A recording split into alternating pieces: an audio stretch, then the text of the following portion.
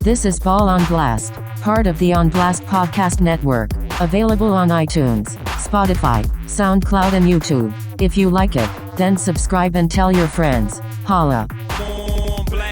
Thank you. Far too kind for tuning in once again to a little thing we like to call the Ball on Blast Podcast. As always, I'm joined by my guy, Andrew Webster. Webby, what is good?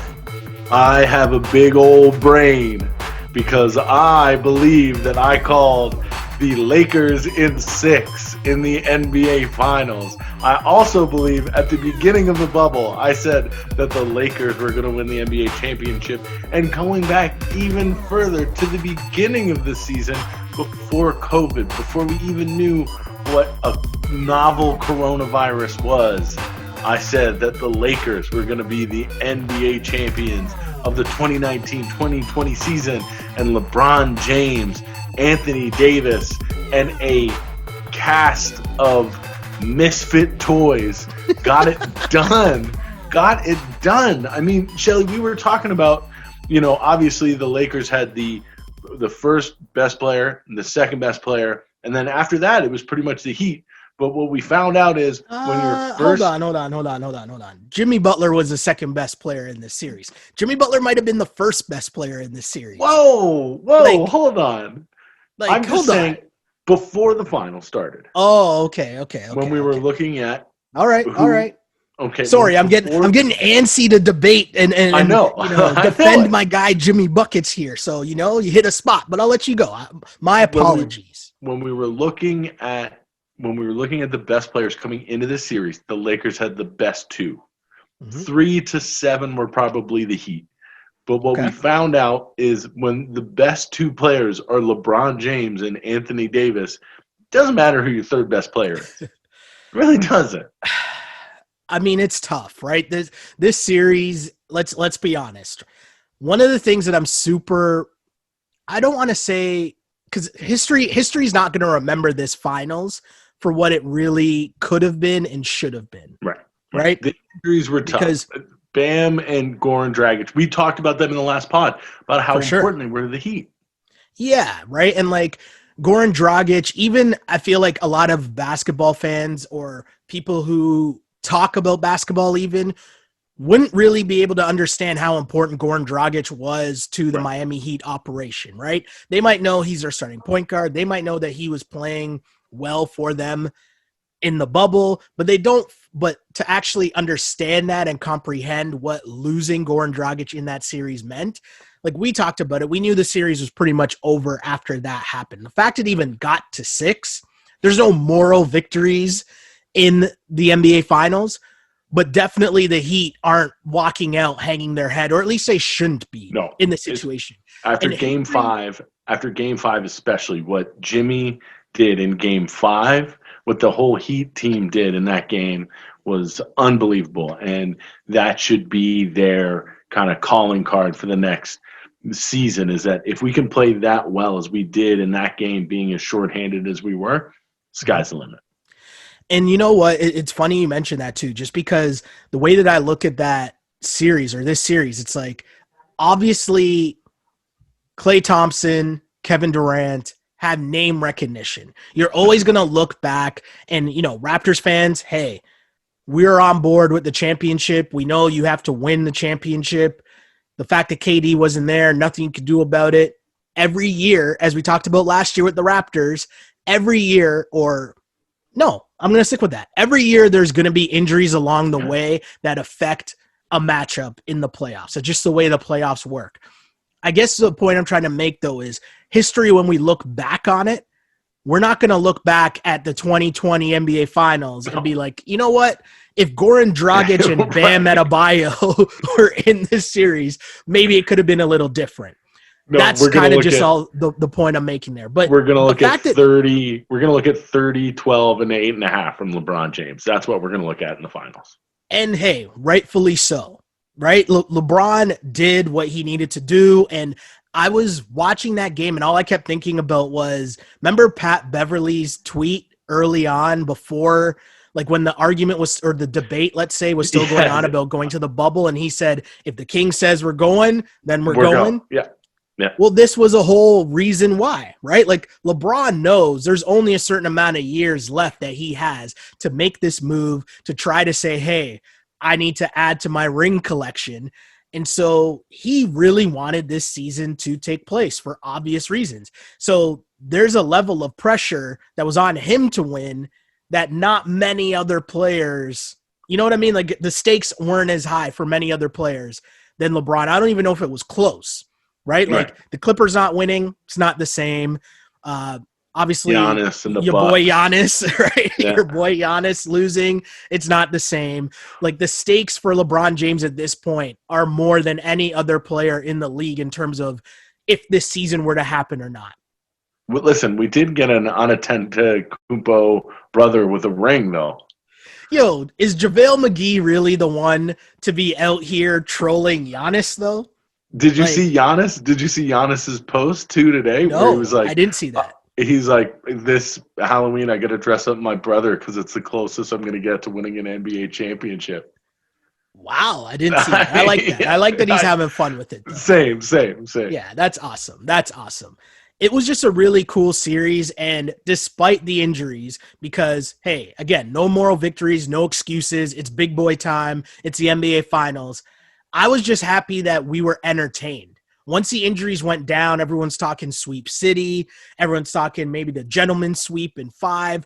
But I was thoroughly entertained by this NBA Finals. And I know the last game being a blowout in the way that it was doesn't lead to that. But overall, Webby, would you agree? Were you entertained by this series?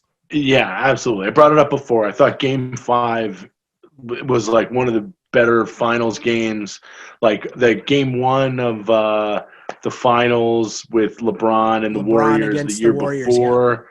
Yeah. The Raptors, that's one of the best finals games. Obviously, Game 7 with the Cavs and the Warriors. These are like unbelievable. Game 6 with the Heat and the Spurs and the shot. Yep. Like these are amazing back and forth games that we've had in the finals. And I think that Game 5 is going to go down in the annals of history as being one of the better finals games of the last decade, 20 years.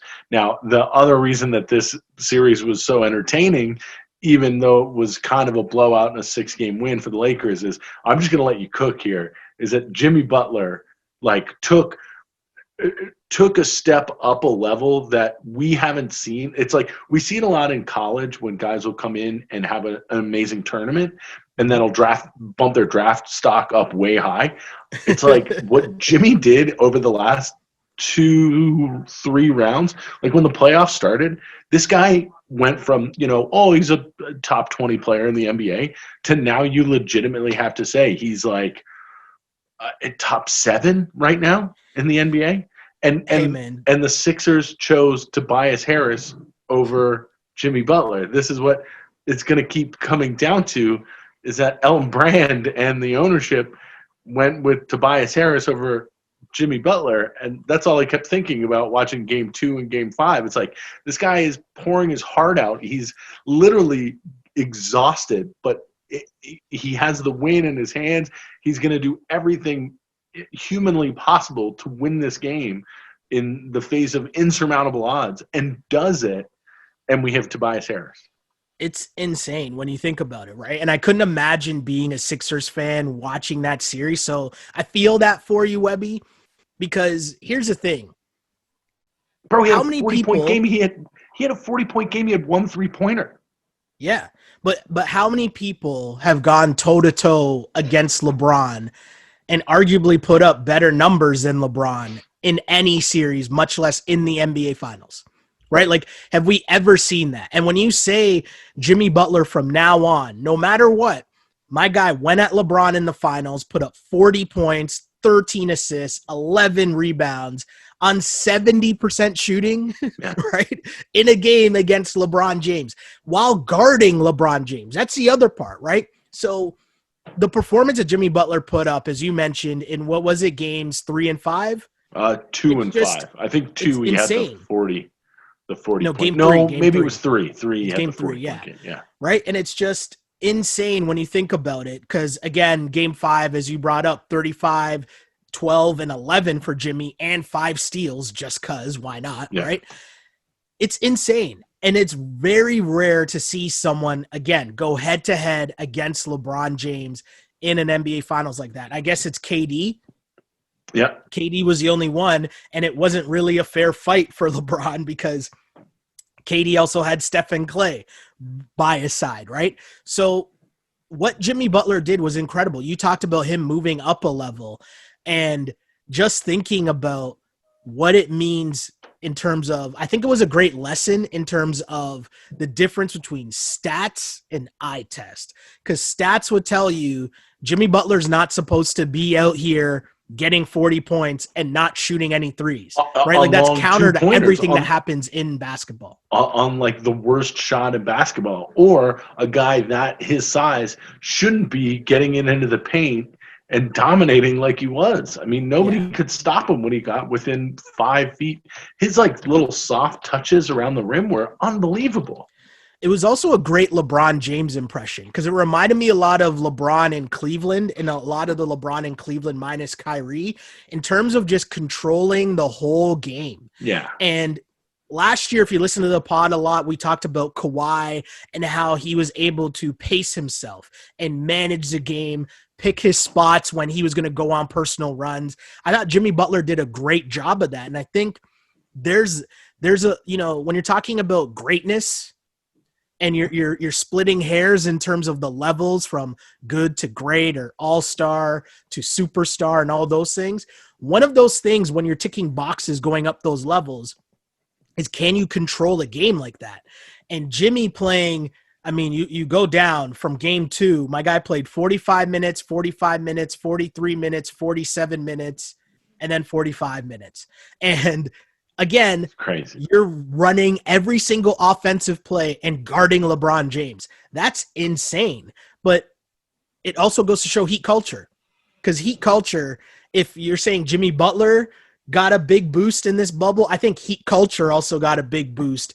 Everything they talk about, right? The training program, the endurance, the weights, all these things that they talk about in terms of building up your body to handle the rigors of a long playoff run, it was shown there because Jimmy Butler pushed that to the limits. And I'll always remember that shot of him just hunched over. Yeah.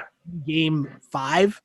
Yeah. Like, man, that's going to live forever. That's like one shining moment, makes a montage for sure. Just a great performance by Jimmy. It's that, and it's the LeBron lying down, FaceTiming his mom. Those are the two pictures that I'm going to remember. That and the LeBron after the Western Conference Finals, too, just sitting on the court by himself. They're going to remember that as well. It was absolutely just incredible to see. And if you're the Miami Heat, you look at that and everybody, I think we said this on the last pod, but I got to reiterate it. There's a lot of motherfuckers that owe Jimmy Butler an apology because there are a lot of people. And if you just search Twitter or you search people's takes, you search people's opinions, there are a lot of people out here siding with Wiggins and Cat over Jimmy Butler. I was going to say there's a lot of people who not think anymore, but thought that Karl Anthony Towns could do half of what Jimmy Butler just did. And there's no chance, man. No chance. And now everybody's got to go back, check their receipts, because there was a lot of people saying that Jimmy Butler was in the wrong for what happened in Minnesota. When honestly, you look back at that and you look at what happened in Philly and you're like, oh, it's like Jimmy Butler's smarter than we all thought because he was right on both occasions. He was right on both occasions to get out of those situations. Here's the thing that we forget, right? Young buck Jimmy Butler. Where did he get his start? In Chicago with guys like Joakim Noah, Luol Deng, like great vets in terms of those guys aren't taking possessions off. Those guys aren't taking games off. Those guys are busting their ass possession by possession, playing hard, grinding it out, and they're accountable every single day. So when you come up in a culture like that, and then you end up going to another place where, and of course, add in just Jimmy's story himself, where he grinded out everything, right? There's stories about him being homeless. There's stories about where it's quoted as, and I'm paraphrasing, but if you want, you can look up the story about Jimmy alluding to the fact that he got kicked out of his house because his mom thought he wasn't good looking enough. Like, the stories are out there to let you know what this man has been through in his life to get to where he got to, faxing his letter of intent from a McDonald's. So you have that, you get to the league, you're taught how to work hard by guys like Noah and Wnba, great vets like that. Then Thibodeau, of course. Then you go to the T-Wolves and you see two young bucks who were McDonald's All-Americans get into the league for both number 1 picks, both given everything right away, given max deals, and he's kind of like, wait a second here. And because of this new age NBA where we look at things and people get gassed before they put in the work, exactly, there are a lot of people questioning what Jimmy Butler was doing when he's saying, hey, I'm going to come out here with the 5 end of the bench guys and I'm going to go against the starters and we're going to wipe the floor with you guys. And if we go back to that, he's screaming to the coach and to the GM and president. He's like, these are your guys. These are your guys. So it was just a great lesson learned. And the Philly thing is interesting too, because we know the problems within their locker room. You could obviously speak to that more than me as a Philly fan, someone following that, but getting to Miami, it's a perfect match made just with culture, style, fit. And it was great to see. But I feel like it's a basketball nerd thing, right? Like, we appreciate that more as basketball nerds, being able to see that grind, knowing the full story of Jimmy Butler and knowing the Heat culture story, to know of Bam Adebayo and to know where Duncan Robinson came from, to know Tyler Hero's story, to know Kendrick Nunn's story, right? Udonis Haslem, the OG, still there on the bench. Still being on the active roster, which is crazy. Absolutely crazy. And it's like LeBron is the big winner of the bubble, obviously. LeBron and the Lakers, but Heat culture and Jimmy Butler right there as well. I mean, I don't know, Webby. What did you think of just the boost that Heat culture got? I just love the run that they went on. I thought it was, especially when you look at the Eastern Conference and all the teams that should have, could have made it as far as the Heat did. And I mean, we talked ad nauseum about the Bucks and Giannis or the Celtics and all the talent that they had at the top end of their roster, or what Nick Nurse had done with the Raptors.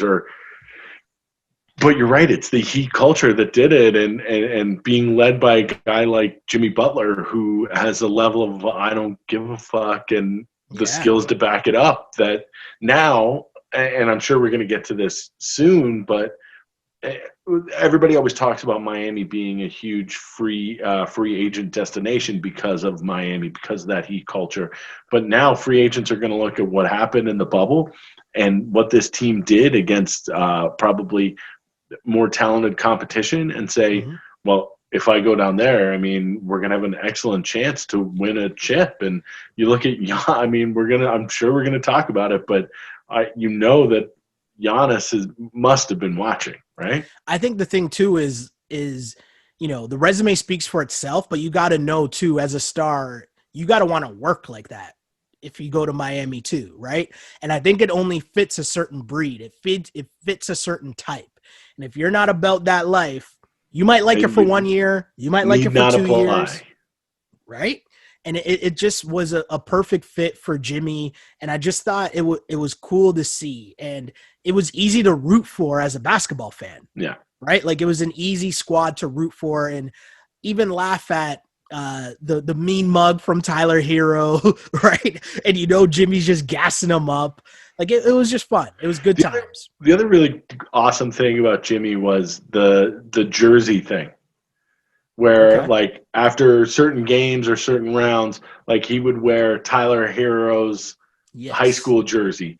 He went to Spo's jersey from the University of Portland. Like, that's the kind of teammate that, like, all 30 teams, or however 32, 30 teams in the NBA would be salivating over it. Like, that's the kind of leader that you want, right? A key part to remember that might be forgotten from the bubble, because there's so much information that was flying around pre-bubble, during the bubble, after the bubble.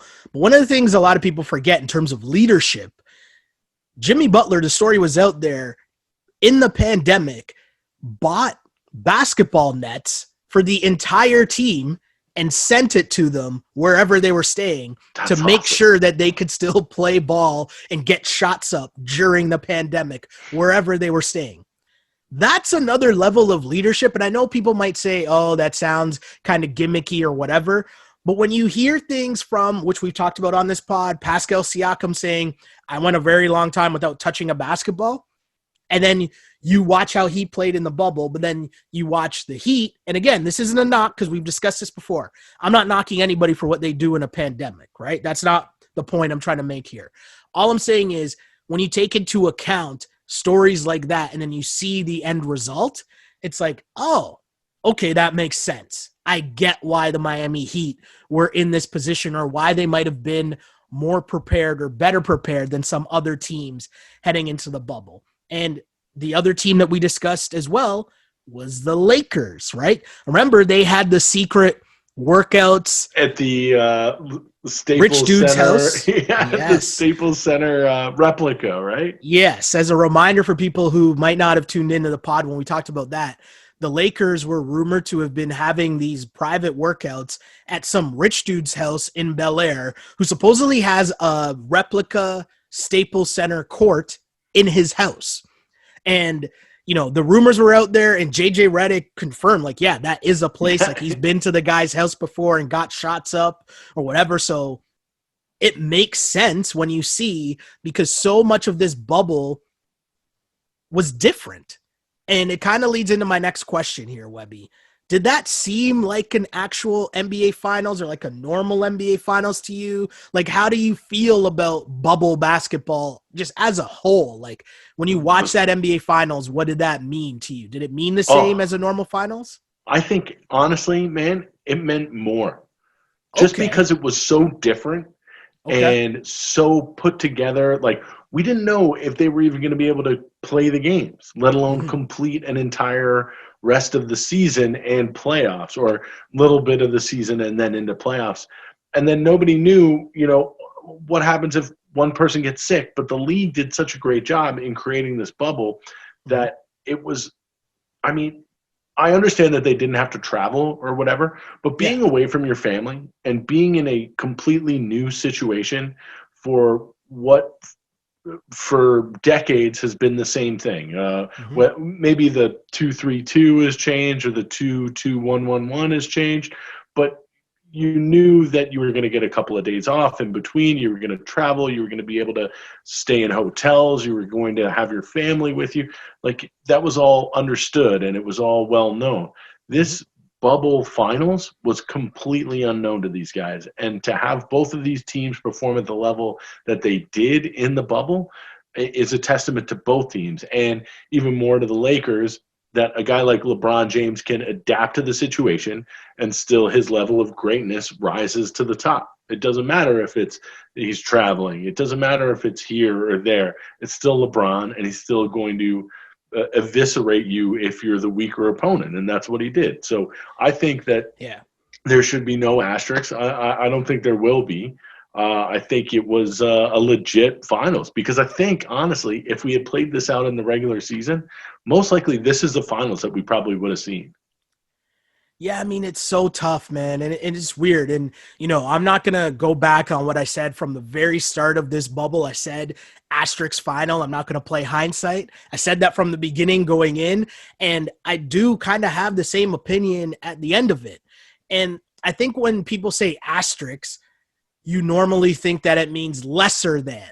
Right. And that's not the case, right? Like, I feel like it's asterisks in terms of anytime you see on a board and it says 2020 NBA Finals, anytime we see the word 2020, the numbers 2020, we're going to be like, oh, okay, that was it.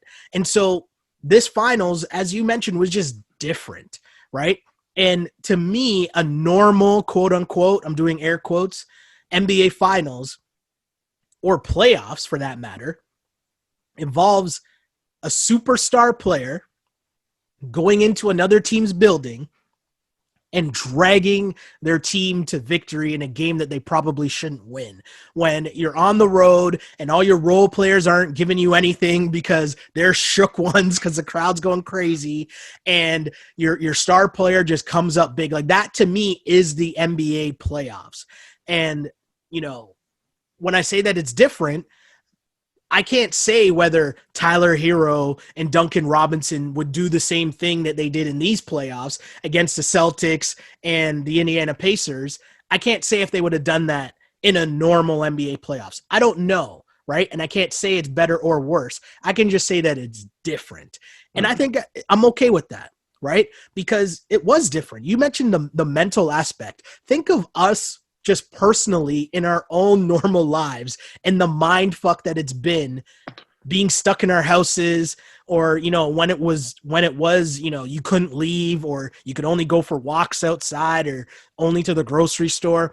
Think about that mentality. And now say these guys have been in the bubble for like 3 months and you're only in that same spot, seeing the same people in your hotel room, away from your family. If you got kids, if you got a wife, how, like, I couldn't even imagine how insane that would be to make a mental run.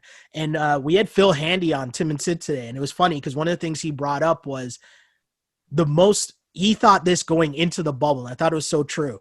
The two teams that are the most mentally tough would be the ones that would make it to the finals. Yeah. Of course, we think about ability and who has the best team and who has the best players, but mental toughness would be the biggest factor that you couldn't quantify before, but definitely after going through it, it's like, yeah, this is going to be a thing because there's so much that you would have to deal with being inside the bubble. And to see that be Miami and to see them lose 2 of their players and still bang out and still, you know, take that punch and come back, massive.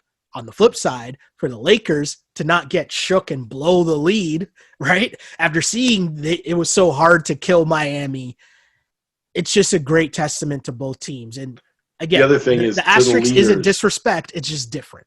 To the leaders of both teams too, because you got to have the guys in the locker room who are going to hold you accountable and make sure that you're showing up even in these weird and different times, to make sure that you're going to show up and do your job. And like with the Lakers having, you know, from 3 to 9, their players being complete role players, you know, that's another testament to LeBron about having those guys ready to perform the way that he needs them to perform, even in these like weird and strange and trying times in the NBA bubble.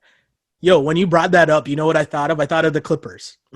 Exactly. Just in terms of like, you know, the leadership within the locker room, the structure within the organization, it just wasn't there at all, right? And then you look at the other 2 teams, and as you mentioned, the Heat and Lakers, it's complete opposite. And LeBron James, for example, like it's out there. It's known, right? It's been talked about in many different platforms already. One of the things that LeBron does with his team every year, I think it was Vogel that said this, LeBron sits everyone down and he says, hey, this is what we need from you. This is what we need from you. This is what we need from you. This is what we need from you. And you're either going to rock with it or you're not, right? Like Kyrie couldn't handle that. Kyrie didn't want to be the little brother. And I get it. And I understand it. Kind of like we were talking about Heat culture, but at least there's no escaping what your role is with the Lakers. Caruso, we need you to play defense, knock down the open shot, run the pick and roll. Yeah. That's your job. Get out in transition. He was so good in transition, for man. For he sure. Was unbelievable. KCP, play hard defense, knock down open shots. Hit those shots. And it was just so apparent that as much as I ragged on their supporting cast, yo, man, those guys stepped up big. And they knew exactly what they needed to do, and they did it, you know, and that's how this series was won. Like, LeBron was going to get his, Anthony Davis was going to get his. You knew that. But the way that they were going to win this series is if those role players played their role, and that's what they did. Yo, KCP was massive. What did you think of the whole Danny Green, the end of Game 5, LeBron wide open shot? It's the right sorry, play. LeBron passing to Danny Green for the wide open shot and Danny Green missing said wide open shot. That wasn't the most egregious part of that play.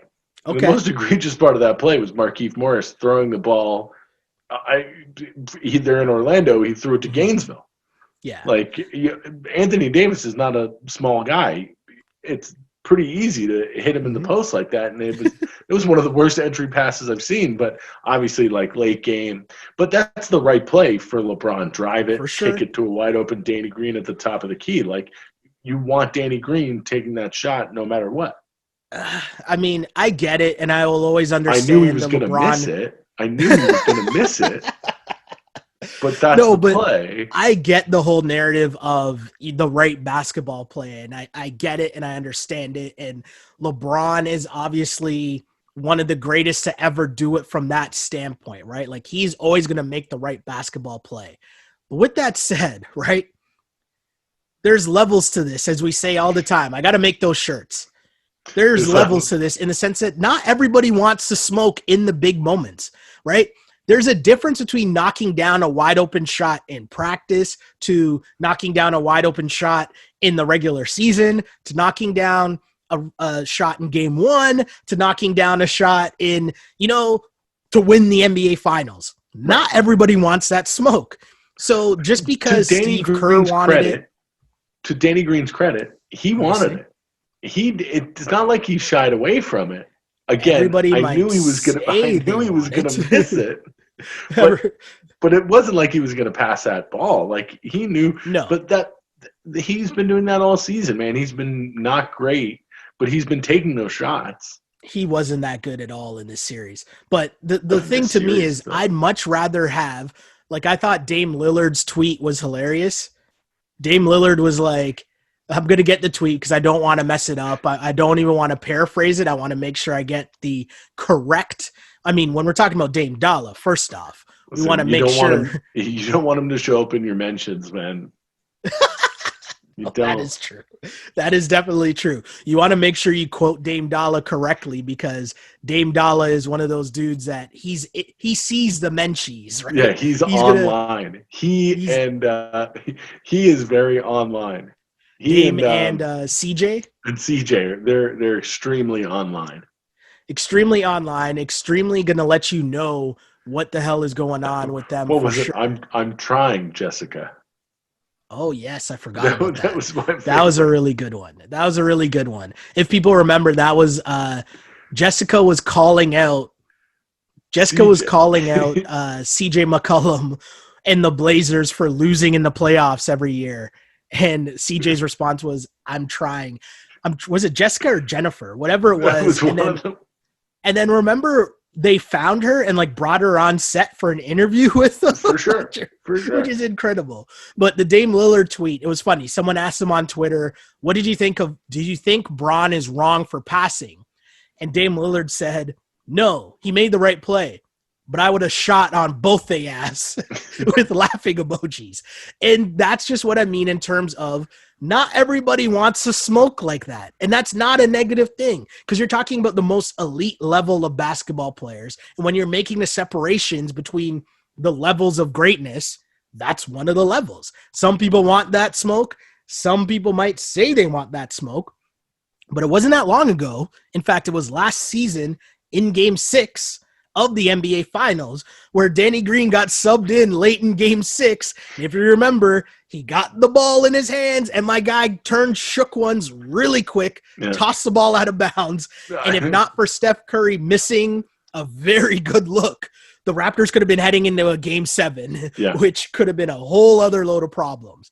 So I just bring that up to say, hey, not all guys might want that ball with the game on the line, with the chip on the line. Just saying, Danny Green, it happens to a lot of people. It's not a disrespect, just an observation. I think he knew, like, even if he missed that, hey, you still got Game 6. Yeah. You think I mean, maybe. But the other one was he was walking. I saw the tweet. It was like, of course he was going to miss this shot. And it was him walking into the pregame. And he had what is it? He was playing, was it Wnba? but he didn't have the headphones in. He was just playing it speakers. I totally missed that. Yeah, you missed this? And then somebody was like, yeah, he was going to miss this. What an idiot. Danny Green is a character. Yeah, absolutely.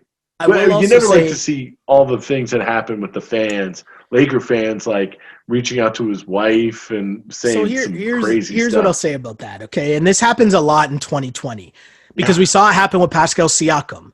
There's going to be like one or two idiot fans, right? And then that becomes make a name for themselves.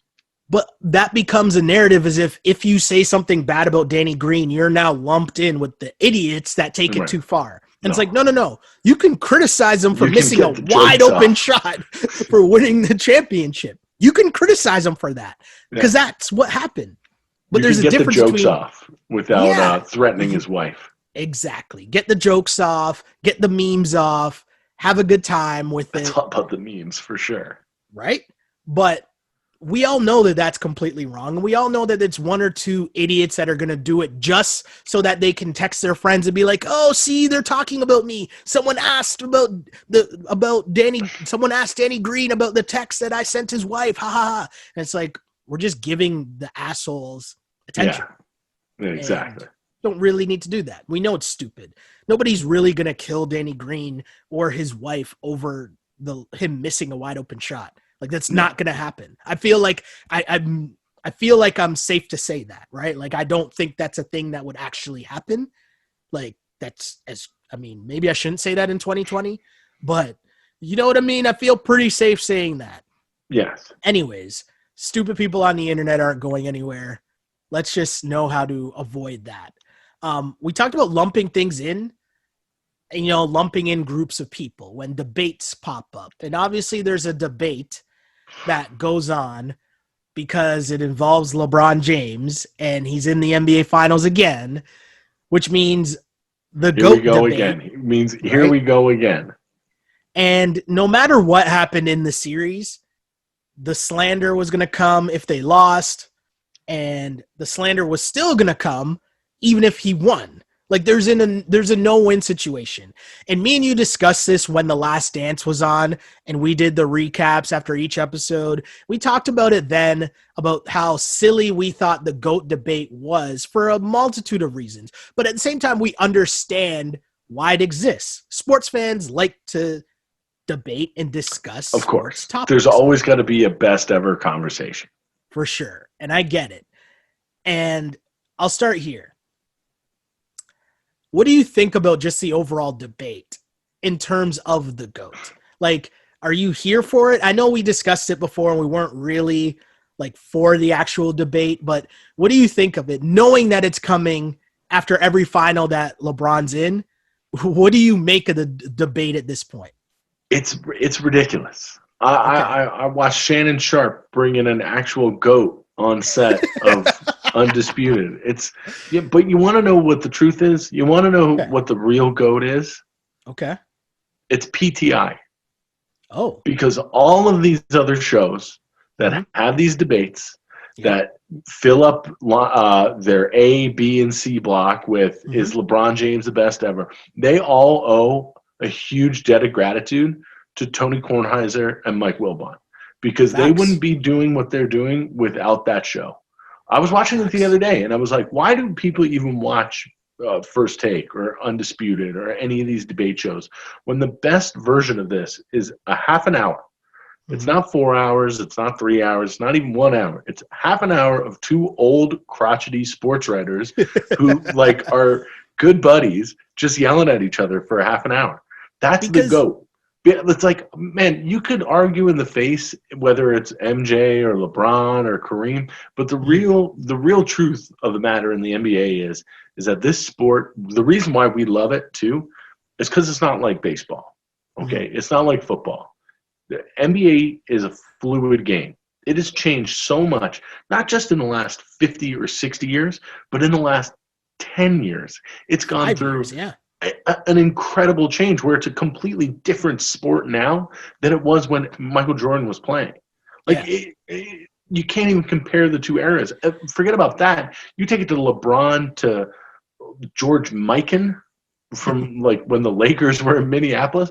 It's not even in the same ballpark anymore. It's not the same sport. So trying to compare these two or these three or these four players across different eras, it's like a fool's errand. But I'll tell you what it does. It fills up your A block. It fills up your B block. It fills up your C block. It gets people on your show so they can have their opinion. But honestly, I don't care. I'd rather see Mike and Tony argue about it. That's the GOAT. They should be arguing why they're not the GOAT show of these debate shows.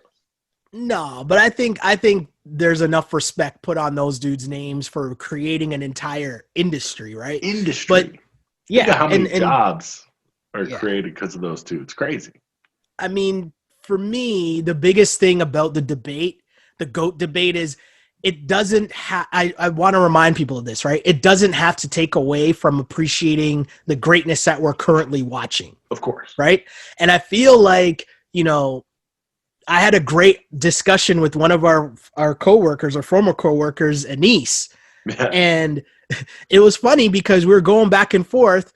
And at the end of it, I was just kind of like, yo, dude, I just like talking about basketball, right? Because, you get into the debate. And at this point, the reason why I find it so comical and funny is because people are already on their sides. Yeah. And no matter what happens, 90% of those people that already have their take aren't changing their opinion, right? They're either on Team MJ or Team LeBron, and nothing LeBron does is going to change it. It's like politics in the States. Yes. You know what? Yeah. Like the Republicans could come out and say, we've just found a cure for cancer, and you're going to have 50% of the country saying that's bull. We don't like that. We hate that. Or, the Democrats could come out and say, we're never going to have another war, and you'll have 50% of it's like, it doesn't matter what one side or the other says. People already have their stakes in the ground, and they're going to argue until they're blue in the face. Like, you're not going to change anybody's mind. Everybody's already made up. You can't give me a LeBron stat that I'm going to be like, oh, well, yeah, now I see your point. Maybe Michael Jordan's not the best ever. Yeah. And like, my thing is, and we discussed this during the Last Dance, and just to bring it up here, it's like, the eras are just so different. Yeah. So to compare the two eras doesn't make sense. It's not the same game. The two guys weren't playing the same game. LeBron is great for different reasons, right? He's maximized, the game of basketball in a way different level that most people didn't even think possible. Like what Mike did in terms of being a brand and marketing the game, LeBron, he's taken it next level, but because he's in a different era of Instagram, of Twitter, of media, and the debate shows, the hot take shows, right? And he's done such a great job with it. And so people think that just because, to me anyways, when the argument gets stupid is when people think just because you bring up a negative opinion on one of them, or you bring up a point against one of them, that means you say they suck. And it's like, no. We're literally talking about the greatest ever. Like the margins are so slim when you're talking about who is the greatest ever, that when I bring up, which I did on Twitter, the 2011 NBA Finals, right? And people are like, well, you're cherry picking. I'm like, it's the NBA Finals. How could I be cherry picking from the NBA Finals? And it's like I watched LeBron James wilt in that series. Like, right? I watched it with my own eyes. But it doesn't take away from him now becoming an absolute dominant force at the age of 35, 36. Both things are allowed to be true, yes, right? Yes, we contain multitudes. We contain multitudes. Right? And because the tweet, I was like, 2011 NBA Finals leaders. Dwayne Wade, number 1 at 26.5 points. Number 2, Dirk Nowitzki, 26 points. Chris Bosh, number 3 at 18.5 points. Number 4, Jason Terry, 18 points. Number 5, LeBron at 17.8 points per game. Bro, he had an 8-point game. He had in game 4. He right? scored 8 points. And again, people are like, well, why are you cherry picking one stat? I'm like, first off, we're talking about the best ever. Okay. Yeah. So we're just talking about the NBA Finals. So I've never seen Mike do that. Mike might have lost, but he's going down dropping 30 pieces. 100%. Right? No matter who he was losing to. I don't think he's ever scored less than 20 in a finals game. And so that's the margins. And just because you say that, it doesn't mean LeBron sucks. It means at worst he's like 1B, right? Like, and for the record too, and I say this to all people, okay? If you are, here's how to a telltale sign of if you want to have the actual GOAT debate, because hey, I'm here for the GOAT debate, right? You can have the debate, it's fun, it's jokes. But here's a telltale sign of whether you're wasting your time with the GOAT debate or not, right? Because I like having actual conversations, right? Telltale sign. If the person you are debating with actually holds LeBron losing in the finals to Golden State against him in their argument, that person's just a LeBron hater, right? And that's okay. It's just as long as they acknowledge that they're a LeBron hater, you can continue having the conversation. But I don't hold LeBron losing to the Warriors especially not with some of those Cavalier teams that he had. One year he didn't even have the first year he didn't have Kyrie or Kevin Love. He had Dellavedova. He took Delly and Warriors Tristan team. Thompson. It was Dellavedova, Tristan Thompson, Timofey Mozgov, and J.R. Smith. Yeah. He took them to six games against the Warriors. Yeah. Then he lost to the Warriors when they just did a better job of building a super team than LeBron did, right? No, so if anything, it's the irony of LeBron creating the super teams, and it took a super team to beat him. The best was somebody put up the NBA Finals ABC poster from that finals that they lost. That they got swept after Kyrie had left, and so it's like Kevin Durant, Steph Curry, Klay Thompson on the Warriors, and then on the Cavs side it was LeBron, Kyle Korver, and Kevin Love? No. Who was it? Oh, Jordan Clarkson. Wow. And I was like, it's not even fair. Wow. I was like, you put Kyle Korver on the poster. Well, they showed who was on the court. Remember the J.R. Smith blunder where he forgets to score? Yeah. It's like, who was on the court with LeBron then? George Hill. J.R. Smith, George Hill, LeBron, Kevin Love, and I think, who's the fifth guy out there? I can't remember who the fifth guy was. But the point remains, you're going out against KD, Klay, Steph, Draymond, and Iguodala, right? It's like, I'm not going to hold that against LeBron. But what I am going to hold against LeBron is you can't show up to the NBA Finals and get outscored by Jason Terry. I watched that with my own eyes. That was a thing that happened. So but that's part of the LeBron story. Then is it's hitting those road bumps. It's losing to Boston and no showing Game 6. It's then going to Miami and then losing 2011, but then finally getting over the hump, and then the long streak that they had where they what was it, 29 games, 28 games, and then the amazing series against San Antonio, and then losing against it. But it's the story, it's part of the story for sure. Yeah, the story of LeBron has these hurdles that he has to get over, and him overcoming those hardships. That's part of it. But it's also the lesson. It's Jordan had to do the same thing. He had to take the lumps against Detroit. He had to take the lumps against Cleveland. He had to get that injury. Going back, it's all about having those goals, not meeting them, and then coming back and smashing through them. That's what makes great players great. Yeah, I just think for LeBron too, the thing about that, to me, there's the lesson there. It's not even the knock and the failure. To me, it's the lesson learned of, maybe it wasn't a good idea to sit there and say not 1, not 2, not 3, not 4, not 5. Or fake cough when Dirk had the flu or whatever. Yeah. But to me, that kind of shows that they probably thought it was going to be easy. Yeah. And it wasn't easy, right? Winning the NBA championship is never easy. So he comes back, as you mentioned, he works harder. And I don't know if I've ever seen anything like that Heat team in year 2. Yeah. That was just insane because it's still prime D Wade, right? And it's still obviously prime LeBron. Prime but it's Bosh too. It's where Spo figured out, LeBron, you're going to work from the foul line down. No one can stop you in that area. Didn't he murder, death, kill. Didn't he shoot 60%, 65% from the floor or something nuts? Close to. I've never seen anything like that before. That 27-game win streak is one of the most insane things I've seen. And to go back, Did you see them that season? Did you go live to a game? Yeah, so I would have been in that time. Like, first off, LeBron's first year, I covered the Heat training camp in Miami.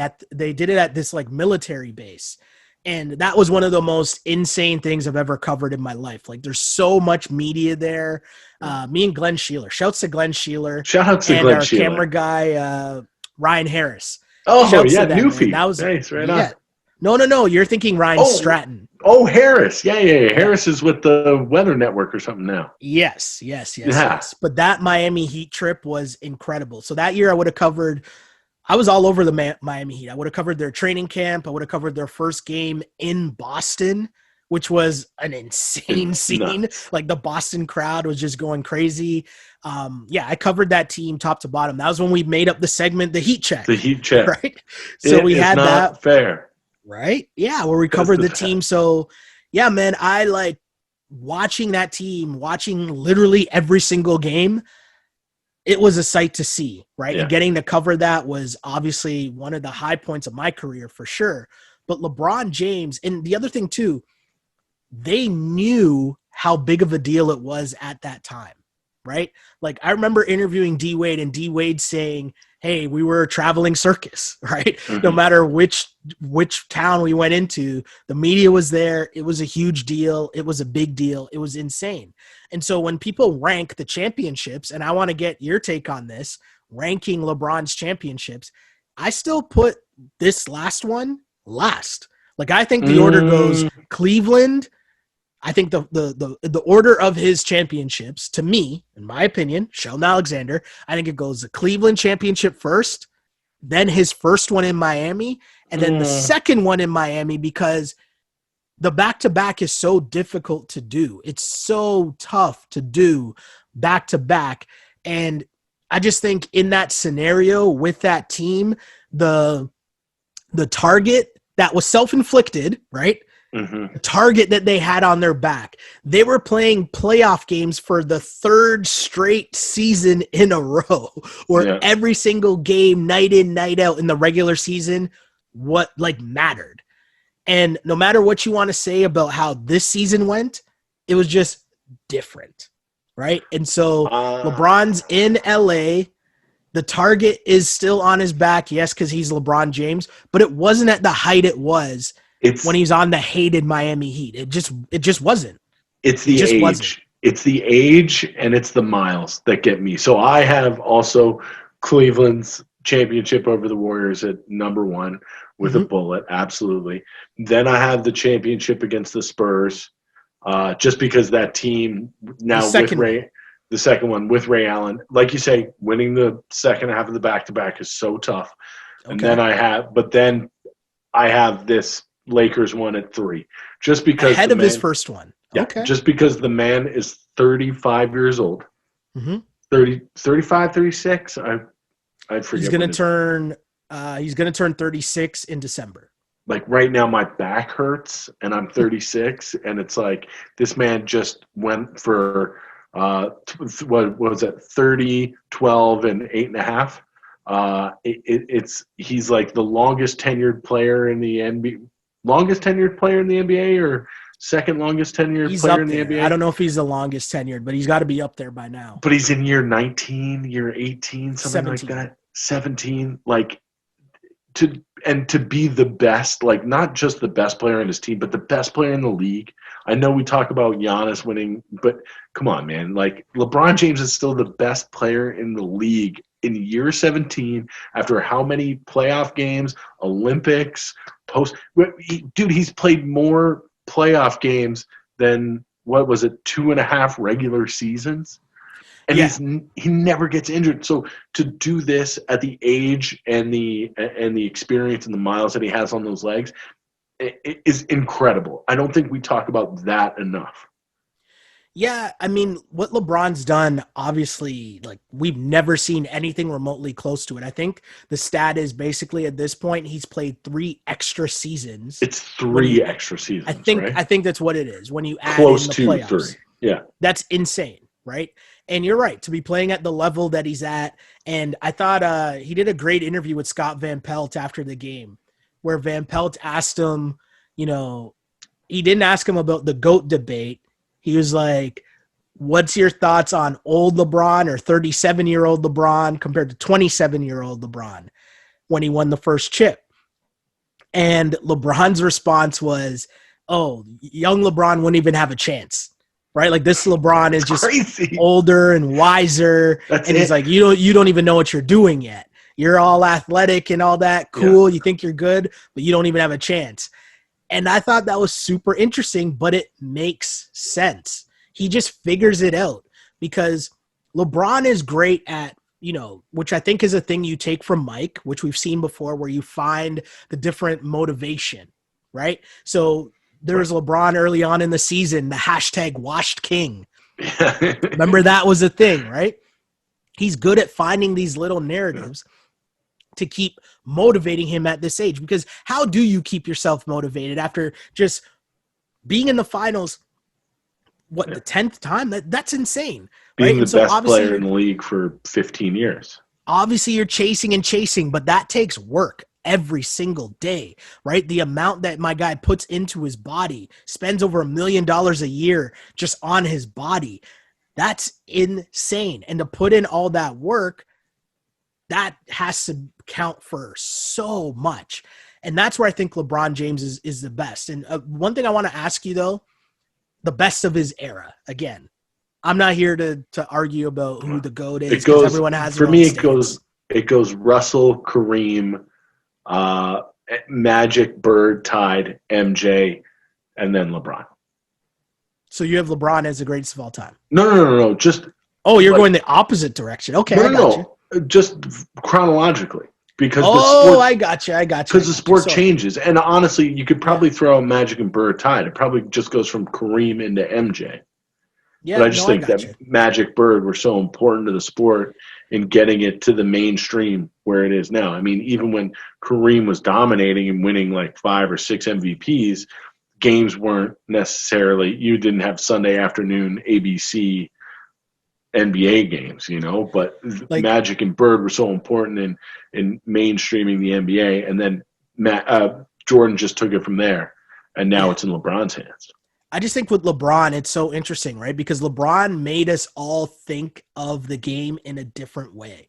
Like, when he drags that Cavs team to the finals in 2007, we're all forced to take a step back and be like, wait, already? How did he do that? And like, Boobie Gibson is like their second best player. Right? Like, that's Ilgauskas is like, right?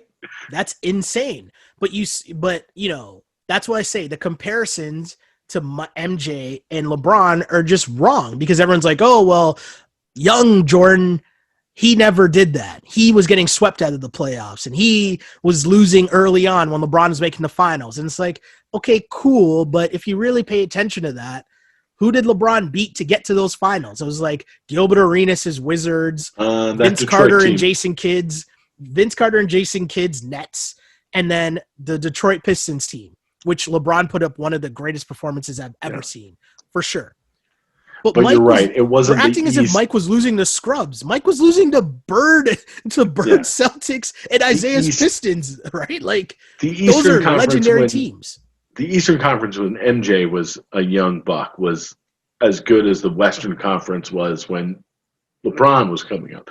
But the East when LeBron was young was like Iverson and Vince, and that was it. But this is why I'm saying that the comparison is so ridiculous, right? Because under that standpoint, it's an argument that a lot of people make. Hey, LeBron got a team to the finals when he was really young. It's like, okay, cool. But under that comparison, you'd be saying that you think that LeBron James, Zydrunas Ilgauskas team would be able to get by Larry Bird Celtics. And I mean, you might think that. I don't know if you think that, but that just tells you how ridiculous a comparison is in eras. It's just different. And so when you are that level of great, you have to come up with things to motivate yourself. And one of the things that we saw this year was LeBron's final speech. And he's been good at giving speeches once he wins a championship. I always remember, Doris Burke, the OG GOAT Doris Burke, when he was in Miami asking LeBron about what it feels like now to win after all the losses and all the negative things that were said about him after losing. And LeBron was just like, hey, man, I'm just a kid from Akron, Ohio, and look at where I'm at now. I ain't got no worries. I always remember that. I ain't got no worries. I love it, right? So we fast forward to this championship, and my guy says, everybody just wants their respect, right? And he goes through, and he starts listing people. He says Lakers fans want their respect, right? He says Jeannie wants her respect. Rob Pelinka wants his respect, even though Rob Pelinka's in the background nodding like, yeah, I do, which I thought was amazing. But he closes it by saying, and I just want my damn respect too. Who is disrespecting LeBron James? This is like the Giannis MVP thing.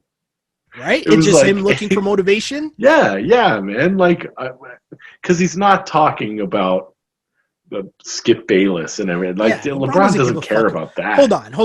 Newsflash, okay? For people who don't understand what happens with Skip Bayless and Stephen A., everybody's in on the shtick, right? Yes. Stephen A., Skip, and all the players in the NBA, right? LeBron is in on the Skip Bayless shtick. Nobody believes that. That is not a real thing. Everyone knows that it's just a gimmick. It's for entertainment. It's for TV. I thought we figured that out.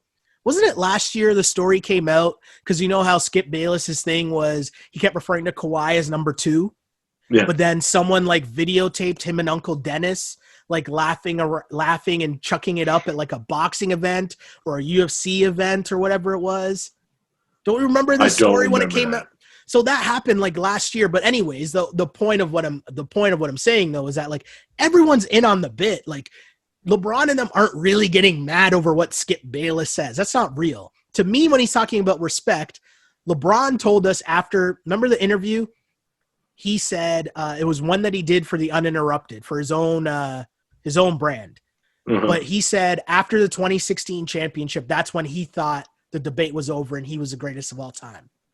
So if he's saying that before this championship, to me, when he says, I want my damn respect too, to me, the lack of respect in his mind is that people are still debating who the greatest of all time is. Right. That's what I think. Because he told us that he thinks it's him. And so the fact that others don't think that after he wins another chip, right? Because clearly him winning another chip, he's like, yo, how are y'all still doubting me? That's who he's talking about, in my opinion. I could be wrong. No, maybe I'll hit him on the text. Maybe I'll hit him on the text to try to find out. But newsflash, ain't nobody cares about Skip Bayless. Shannon Sharp doesn't care about Skip Bayless. As you said, they had an actual goat on their set. It's not serious. It's not real. That's professional wrestling. That's what Skip Bayless is. It's perfect. It's professional wrestling. Yeah, and he's great at it. Yeah. Right? He gets people so mad. It's hilarious. It's too funny. It's too funny, man. But yeah, man, I think the LeBron thing, it's like, make sure that while you're debating it, it doesn't take away from appreciating what this man is doing and what this man has done. Because it's an incredible ride. We are all witnesses, right? Like, and this is an incredible career, and it's not over. Like, the guy's going to play another, what would you say? Another 3 years, another 4 years? Where do you think they go from here? Because to me, to be honest, if I have to, bring out my I don't know why I'm drawing a blank here, but if I'm trying to, get my prognostication on or my betting man on, like what's going to be next for LeBron in terms of championships, I think this might be his last championship because here's the thing. The Lakers team is pretty good, right? Obviously. They're going to still be good next year. They're going to bring people in. Of course they are. But it's not going to be like, how many more years of this LeBron can we still see? I'd say 2, maybe 3. But things we got to remember. The Clippers are still going to be good next year. The Warriors are coming back next year. That's the big one. What's KD and Kyrie's team going to be like at full? We don't know yet. Yeah. Right? But like, you're adding. I'll put it to you this way: if next year the Warriors and Nets met in the NBA Finals, would we be surprised? I'd be surprised if the Nets made it. You would? Yeah. Well, you wouldn't be stunned. Like it's not like completely like, whoa, I can't believe it. Seriously? It'd be like pretty crazy. Because who else do they have? No, but I'm saying the point is, they it's have just Steve like, Nash as their coach. Well, according to Kyrie, I mean. No, but I'm saying like when you add in two more legit teams to just like pencil in the Lakers again, no, I find that very tough to do. But again, we're going to have to wait to see what happens in free agency because I think that they're going to land somebody big. See, yeah. Somebody's going to look at this situation and say, if they had me, we can win it again. What is that? Is that like Zach LaVine or something? Like, I don't even know what that is. I don't like. That's what I'm saying. Like, what quantifies as big now? And that's what's going to be interesting. Is going to be Bradley Beal? Do they have the assets to do that? I don't think they do. I don't know. Right. So it's Kuzma didn't do much to help his assets. No, right? he did not. So I don't know what that is in terms of who the guy is, the quote unquote star is that they need. But in reality, I don't even know if they need that. They might just need a high level 3-and-D guy, like someone a little bit better than KCP. Yeah, and that might serve their team. More role players, more better role players. Yeah, totally true, my dude. And you know what? I enjoyed having this conversation with you about the NBA Finals. Always. Is there anything else you want to bring up, just NBA Finals wise? I'm gonna miss it. Well, the bubble, Rondo, just putting it out there. Rondo, my guy. What unbelievable performance! I'm so happy they got him back. We talked about the role players. I thought Rondo he had some moments, man. Mm-hmm. He had some moments. And playoff Rondo. And playoff Rondo was back. And then with the icing on the cake, his son underage drinking on the court after the game was fantastic. Huge shouts to Rondo, man. And you know what? Again, that's a basketball nerd thing in terms of I had like a Twitter rant of your favorite player scores 50 points in a playoff game. My favorite player, he goes 1 for 7, has 9 assists and 5 rebounds, but impacts the game more than anybody else on the court. Totally. Unbelievable what he was doing. It goes back to what I was saying, right? History won't remember this, but the biggest part that Rajon Rondo added to the Lakers team is that it gave LeBron a bit of a rest. Yeah. LeBron didn't have to create the action, didn't have to create the play. Rondo came in key situations, and he would run that pick and roll with Anthony Davis, and it was unstoppable. And he played absolutely unstoppable. Not a great defender, but he forced turnovers. He knew where to be. Solid get in enough. Passing lanes. Yeah.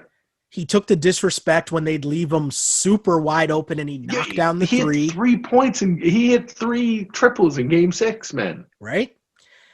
It was great to watch Rajon Rondo do something like that. And again, it comes back to, the battle of stat nerds and the eye test. Mm-hmm. Playoff Rondo just hits the eye test as you can't account for people being vets and basketball IQ. And Rondo's value to the Lakers goes so far beyond the stat sheet. And you mentioned you're totally right, man. He was huge for also that team. A career that had been in flux as well since he left Boston. He had basically been run out of two places, Dallas and Sacramento.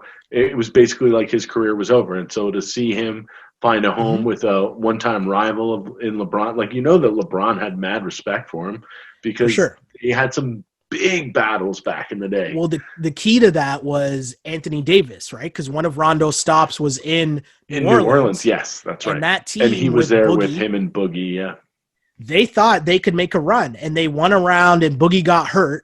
And I saw him and Rondo in an interview talk about it. They thought they could have won a chip that year with that team. Rondo Drew Holiday, Rondo, Quincy Boogie, Pondexter. Yeah. No, Boogie and AD. But I'm just saying, so you had that budding relationship, and AD talked about how important Rondo was in his development in terms of being a vet that kept pushing him and gassing him and, telling him how great he was and how hard he needed to keep working to live up to his greatness. And so you have AD telling you that, but also AD's got to be whispering that to LeBron too, in terms of, yo, this is going to work to cover up some of those wounds from the Cavs, Celtics Heat rivalry. Yeah. Paul Pierce still a hater of LeBron, although he started saying like really nice things about LeBron in these finals. Yes, right? Like he must have talked to Rondo and like they must have smoothed some things over because all of a sudden Paul Pierce was really nice. It's funny. They'll say nice things about LeBron before they ever say anything nice about Ray Allen. But hold on. So how is it?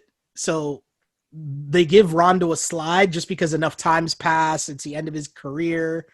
But Ray Allen, because like, like if you're KG and them, KG, you're cool with Rondo playing with LeBron? Yeah. It was Allen leaving the Celtics to go there. In the moment. Yeah. In the moment. And they still don't talk to him. It's incredible. It's incredible. It's so good. It's the NBA is the best. It really is the best because, a lot of reasons to pull off the bubble like they did and get that done and have the biggest scandal be whatever Daniel House Jr. was doing, or Lemon Pepper Lou, like have those be the two biggest things, whatever, you know what I mean? Not a big deal. You had a bubble in which J.R. Smith, Dion Waiters, JaVale McGee, Dwight Howard were all on the same team and that was in the bubble for the longest time and nothing it ended in a championship. That's incredible. Although shout out to J.R. Smith's Instagram live after the finals. I don't know if you caught that. It was incredible. I missed. Oh, it was incredible. I thought his phone was going to just break because very early on in the celebration, he had it up and they were bumping some Chief Keef early on. And like they were just rapping like hard, like going ham. And I was like, yo, this is early on in the night. I don't know if this is going to last. But then a couple hours later, it showed them on the team bus going back, and he's still on live. And Quinn Cook is in the messages being like, hey, guys, the bus left me. They left Quinn Cook. And he's trying to get on and tell JR, like, hey, the bus left me. Like, how did I win a ring and the bus leaves me? Shame. Incredible, man. You're right, though. The NBA is the best. I love your point that like when the Chief Keef comes on before like 10, it's gonna be a long night. You're thinking it's a problem, man. And LeBron and them are rapping in the background and shit. Like it was heavy, man. It was heavy. They were going ham. Amazing. So much fun, man. And overall, the bubble is a massive success. Shouts to Adam Silver. As the story came out, Shams reported that Adam Silver was giving all of his NBA employees $1,000 bonus. Yeah, $1,000 bonus and Fridays off plus Thanksgiving week off. Like the NBA, man, if we're just going off headlines, they win everything, right? Like it's just such a well-run league. And maybe we'll get into this another pod where we got more time to like talk about why all these TV ratings are just faulty. Like people need to stop listening to all these fake stories about ratings being down, because the only stat I'll give you is this: the top rated entertainment show on TV, right? And this is from like Forbes. Okay. Like, it's not just something I read on some random dark web internet site. Right. They did this whole breakdown into television ratings being down across the board and why. And so they go into cord cutting, and there's also a term called cord nevers. But beyond that, the top rated show, okay, in terms of entertainment television, meaning the biggest show everybody watched from, I think, the 2018 television season was The Good Doctor. The median age of people that watch that show, 58 years old. Yeah. Okay. The median age of the average NBA fan is 42 years old. So common sense tells me that there's a huge gap between those two numbers and the people that have TV and cable and the people who don't. And as a lesson, as someone who does a podcast that talks to that, the target audience for that is just diehard Raptor fans. The amount of people that are writing in and telling me about the American feed because they're not watching cable, right? Yeah. Like raising my hand as somebody who does not watch Canadian Raptor broadcasts. But the point of what I'm making is, like, we got to understand that the TV ratings, like, does They that don't mean mean there's anything. nobody watching? Like, Especially no, not for that's not it. it's like the youngest demographic of the big four sports, and these TV, like these games are going up against NFL games. But also, here's a real telltale sign about NBA ratings. If they put up the NBA deal right now, how much money are they getting for a new NBA and TV that's contract? the real number. And that's the real number. That's the only number that matters. Right? Yeah, exactly. It's gonna. What'll happen is that'll go up so much that they'll have to raise the salary cap again. Totally agree, man. Totally agree. There's just two last things I would just want to mention here before we wrap things up. And I think the first will be Nick Nurse, who did an interview. Nick Nurse is kind of doing the rounds because he has a book that's coming out right now. Yeah. So he's been doing the rounds, but he did an interview on the Woj pod in which he told a story about the first time Kawhi Leonard spoke up in a Raptors film session. And so the story goes like this. He said that the team was talking, they're watching film, and someone in the room was talking about, we need better ball movement. The ball seems to be stopping here. We need ball movement. We need ball movement. And Nurse was describing it as, ball movement sounds like something everyone describes. Like, it sounds great when fans say it or broadcasters say it or coaches say it. It's just a cliche thing that everyone says right now in terms of ball movement. So we're in the film session watching it, and someone's saying, yeah, we need better ball movement.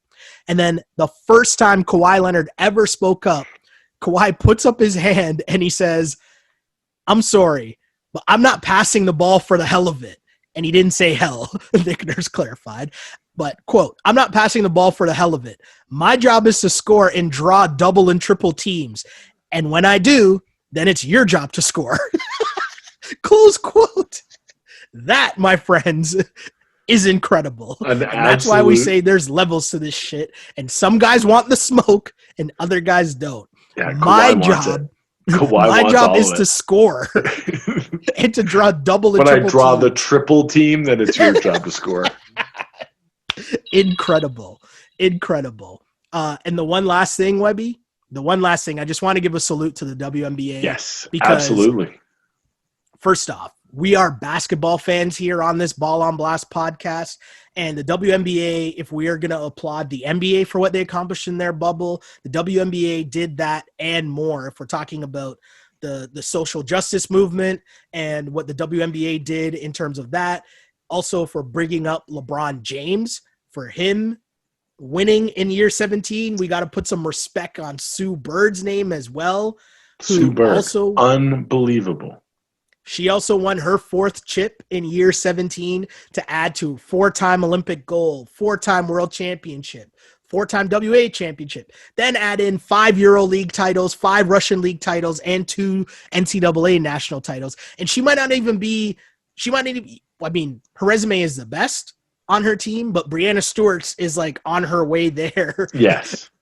Coming back from an Achilles tear. So if you like ball, which we do here, just want to give a salute to the WNBA as well. Yeah, Sue Bird, unbelievable. I've got a daughter, 8 weeks old. I'm getting Sue Bird YouTube clips ready as soon as she can start looking at the screen. We're just going to get Sue Bird's game into Ivy. We're going to have a future WNBA star coming out of the Webster household for sure. And it's so crazy too for me because to start this pandemic, one of the things I was watching so much was Sue Bird and Megan Rapinoe, her girlfriend. Oh yeah, U.S. soccer. They're podcast star. Or whatever. Yeah, they had a great IG live show that they had running every Saturday night during the pandemic, and I was watching it. It was super fun. They all live on YouTube, I'm pretty sure, so you can watch them there. But her personality is just so dope as well. Amazing, yeah. Both of them are so crazy. Yeah, man. She does the shoe check-in where she's showing all her crazy kicks that she has as well. She's a crazy ball. It's just anyone that loves basketball. You got to love Sue Bird just as much as you love LeBron because it's people that love the game of basketball, dedicated their life to the game of basketball, and put in the work. And I've said this before on this pod, whatever you like or dislike about LeBron, the truest thing he's ever said that I've always remembered for myself in life as well, a life lesson. My guy says, when you put in the work, you're able to live with the results. Right? And so when you know the work that you put in and whatever you're doing, you're okay with whatever happens after that because you know that you did what you could to get said results. When you put in the work, you're able to live with the results. And he says, I trust the work that I put in. I think that's a high note for us to end. That's where we leave it, man. That's where we leave it. Right? There's no better way to end it than that. Right? Mr. Webster, where can the people find you if they're trying to hit you up now that there's no basketball going on? And I'll be trying to watch, I guess, The Bachelorette. I guess I'll be watching The Bachelor. Oh, is Bachelorette starting? It's back. I think it started tonight. Do we Bachelorette on blast or what's up with this? I don't want to say too much because in the back of my mind, I have been kicking something around and I just don't have the balls to do it. But Is it our girls retrospective podcast where we go and watch every girls episode again? Yo, I don't know. We'll come up with something. We'll come up with something. Because literally at Sportsnet, the only other person there who ever watched girls was Sheldon Alexander. No, that's not true. Maybe Timmy. But I would come in. Hold on. LT for sure, I would assume. LT has my back in bad TV watching for sure. But I would come in, have him watch girls, because I'll admit it, I watch that Lena Dunham show all the time, and you and I would have sit-down conversations about what was happening in girls. Hey, man, we just like television, right? We consume it, man, absolutely. Shouts to Girls, shouts to Insecure, shouts to Succession. Oh, Fargo, man. We got to get you on Fargo. Fargo season 4 with Chris Rock is amazing. Okay. I'll add it to the list. Where can the people hit you up, man? Yes, absolutely. On Twitter and Instagram, it's the same. Come to Instagram for pictures of my adorable 8-week-old daughter, Ivy. She is the best. Both Twitter and Instagram at awebster84. And my name is Sheldon Alexander. You can follow me on Twitter at Shell Alexander. Like and follow as well on Instagram at Sheldon Alexander. And don't forget to subscribe to the podcast wherever you get your podcasts, which is Apple Podcasts, Spotify, SoundCloud, Google Play, YouTube. Like and subscribe, man. I mean, I guess, we'll still keep going when there's NBA news. We're going to do a pod. When there's news. We're going to be talking about stuff for sure. But, with this being the end of the season, I do got to say thank you again to you, Mr. Andrew Webster, for making yourself available to do the pod each and every week and talk basketball. It's been a lot of fun, man. I really enjoy it. And also thank the listeners. Thank the listeners, man, for people that hit me up or it's great. We wouldn't be doing it without you. For sure. Well, that's exactly what I was going to say, man. I mean, we do it because it's fun. We worked in the industry for a long time and talked to each other about sports for a long time. So it's fun. Watch a lot of basketball games. Yeah, and talk shit. And the fact that people actually listen to it is also great. I had a buddy call me, actually. A couple weeks ago, I had a buddy call me at 2:20 in the afternoon. Completely random. I looked at my phone and I'm like, this is weird. Why is he calling me at this time? And I pick up my phone. He's like, yo, I'm so glad you picked up the phone. I'm like, yo, what's going on? This is random. He's like, I was walking down the street and all of a sudden I just heard your voice. I didn't know what was going on. And I looked around and there was a dude listening to the podcast on speakerphone. It was Danny Green. Oh, wow. It was Danny Green. It was not Danny Green, but that's amazing. And I was holding it up to his head. And so my boy called me. He's like, yo, I had to call you and just tell you that story because it tripped me out. Right? And I'm like, yo, man, that's awesome. And, it's just, we do this podcast because we love it, because it's fun, and we love the interaction. Right? We love the interaction with the people, just telling us their opinions as well, because yes, we've worked in the industry for a long time. I mean, my first year in the industry was LeBron's rookie year. I was interning on court cuts and CIS football. Amazing. At the very beginning, right? So year 17 in this industry, covering basketball, covering the NBA from all different angles. And this has been so much fun doing that. So huge shouts to the people that rock with us and follow ball and enjoy basketball with us each and every week. we'll still be here breaking stuff down when the rumors come, because they will come. Free agency, yeah, all that stuff. It's going to happen. It's a 24-hour, 12-month-a-year sport, man. Can't wait for all of that, for sure. It's going to be so much fun. Really appreciate you guys for tuning in, guys and gals, following, liking, and subscribing to the content. Really appreciate y'all. And as we always say to close out each and every podcast, I say it because I mean it. Really did used to pray for times like this, to rhyme like this. This is the Ball on Blast podcast. As always, unpolished and unapologetic. Until next time, see ya. Peace. This is Ball on Blast, part of the On Blast Podcast Network, available on iTunes, Spotify, SoundCloud, and YouTube. If you like it, then subscribe and tell your friends. Holla. On blast.